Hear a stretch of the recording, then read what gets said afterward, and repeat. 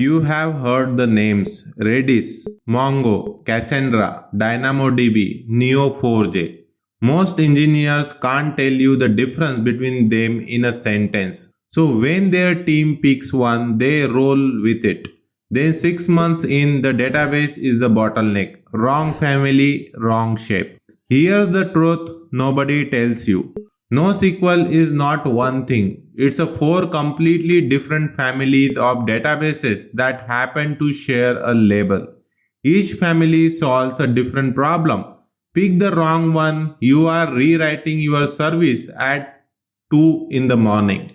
In this video, you will learn the 4 NoSQL families, what data shape each one is built for, and how to pick the right one for your problem. By the end, when somebody says NoSQL, you will ask which family. Let's get into it.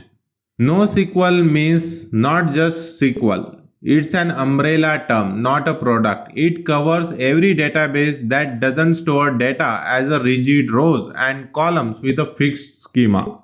But here's where most courses confuse you. They treat NoSQL like a single thing. Fast, scalable, schema-less, done. That's a marketing pitch, not an architecture decision. In reality, NoSQL splits into 4 distinct families, and they have almost nothing in common with each other. The 4 families are key value, document, column family, and graph. They look different on disk. They store data in different shapes. They are tuned for different access pattern. A key value store and a graph database are about as similar as a calculator and a spreadsheet. Both deal with numbers. They are not the same tool. Stick this in your brain forever. NoSQL is a label, not a product. Always ask which family. The family is what determines whether it fits your problem. That's the lens for the rest of this video. We are going to walk through all 4, see what shape of data each one was built for, and figure out when to reach for each. By the end, you will be the person at the whiteboard saying, well, what does our data actually look like? Picture one big library building, 4 rooms inside. Room 1 is the clock room. You walk in, hand over your jacket, and you get a ticket with a number. Later, you flash that ticket and you get your exact jacket back, lightning fast. The attendant doesn't know what's in the pocket. She doesn't care. Ticket in, jacket out. That's a key value store. Room 2 is the magazine rack. Each magazine is its own little world. One is 60 pages, one is 12, one has photos, one is all text. There is no rule that every magazine has the same layout. You grab the whole magazine, you flip through it, that's a document store. Room 3 is a newspaper archive, decades of issues, millions of articles stored in giant cabinets by date, partitioned by topics, sports, weather, business, design, so the archivist can show 10,000 new clippings in every hour and still find yesterday's weather report in milliseconds. That's a column family store. Room 4 is a genealogy wall, a giant map, names, photo, lines connecting them. You are not looking up one person, you are tracing the question who is connected to whom, 2 or 3 hops away. That's a graph database. Same building, 4 rooms, 4 different jobs. Clock room for fast lookup, magazine for flexible record, archive for huge write volumes, genealogy wall for relationship. If you remember that library, you remember NoSQL. There are 3 reasons knowing the 4 family matters today. Reason 1, you will be asked to pick a database, not when you are senior, you are second year. Some PM says we need to add a recommendation feature. The senior engineer turns to you and says, what's the right store? If your answer is Mongo because everyone uses Mongo, you have already lost. The right answer starts with what shape is our data. Reason 2. Every system design interview asks this. Pick a database for a social network. Pick one for a shopping cart. Pick one for leaderboard. Interviewer aren't testing whether you know the syntax. They are testing whether you can match data shape to storage family. That's the actual skill.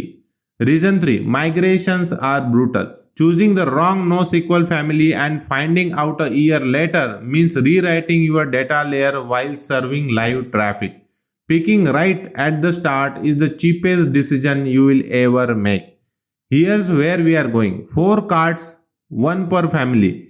Look at the data shape inside each one. The shape is the whole story. Family 1. Key value. The shape is dead simple. A key, a value, nothing else. Think of it as a giant dictionary stored on disk and in memory. You ask for a key, you get a value back in under a milliseconds. The trade-off is you can only ask by key. You can't say, give me all values where the country is India. The store doesn't know what's inside the value. It just hands it back. Redis is the in-memory champion. Dynamo is the cloud-managed champion. Use them for sessions, shopping carts, rate limits, counters, and anything where lookup by key is the whole pattern. Family 2. Document. The shape is a JSON object per record. Every document is self-contained with nested fields, arrays, and varying structure. One user document can have a list of orders inside it. Another user can have no orders and a different set of fields entirely. No schema, no joins. The whole object travel together. MongoDB is the name.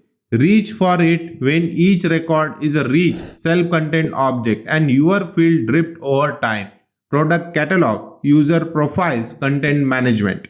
Family 3. Column family. Think of it as a one giant table but designed to grow extremely wide and extremely tall. Each row has a key. Inside the row, columns are grouped into column families and you can add columns on the fly. The killer feature is write throughput. Cassandra was built at Facebook to absorb a fire hose of writes across a cluster of servers. Use it for time series data, event logs, IoT readings, any workload where you are writing millions of small records per second. Family 4. Graph.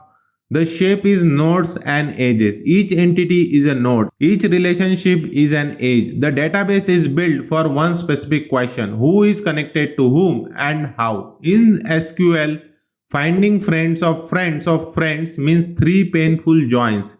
In a graph database, it's one natural traversal. Neo4j is the canonical name. Use it for social networks, fraud detection, recommendation engines, and knowledge graphs.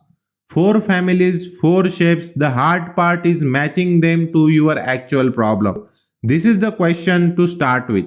What does your data look like? If you only ever look it up by a key value. If your records are rich, nested objects, document. If you are writing huge volumes with wide rows, column family. If your real query is about connections, graph. The data shape decides the family decides the system.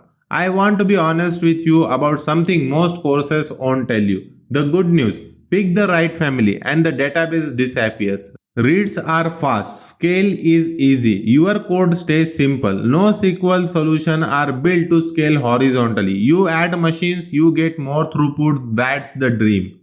The bad news, most NoSQL stores gives up acid for that scale. No multi-row transaction, eventual consistency, not strict consistency. Some queries that take one line in SQL take 30 lines of application code in NoSQL. Don't use NoSQL because it sounds modern. Don't use it because your team likes the logo. The day you find yourself trying to do 5 joins in Mongo, you should have been using SQL. Pick by data shape, never by hype. By this time, you are now equipped to answer these interview questions. Question 1. What are the 4 NoSQL families and what each one good at? Key value for fast lookup by key, document for flexible nested records, column family for high write workload with wide rows, graph for queries that traverse relationships. Question 2. When would you pick Redis or MongoDB? When my access pattern is purely lookup by key and I want sub-millisecond response, session, cache, leaderboards, Mongo is overkill for that and slower for that exact pattern. Question 3. Why would you use Cassandra instead of MongoDB? When my write volume is massive, millions per second, I need to scale horizontally across many nodes from day one. Mongo can scale, but Cassandra was designed for write-heavy time series workload from the start. Question 4. When does a graph database actually beats a relational database? When the question I am answering is mostly about connections, several hops, dips, friend recommendation, fraud rings, dependency graph, 3 joins in SQL is one traversal in Neo4j. If you can answer those 4, you are ahead of most candidates in the room. Before you go, take 30 seconds to log this in. Takeaway 1. NoSQL is not one thing. It's a 4 families. Key value, document, column family, graph. Always ask which family. Takeaway 2. The data shape decides the family. Key lookup, go to key value. Nested objects, go to document. Huge write volumes, go to column family. Relationship, go to graph. Takeaway 3. Pick by shape, never by hype. The wrong family is the most expensive mistakes in your stack and it shows up 6 months late. In the next video, we will get into when to actually pick SQL versus NoSQL. We will walk through real system and decide which way each one should go. If this helped you, hit subscribe so you don't miss the next one. The full playlist is linked below. See you in the next video.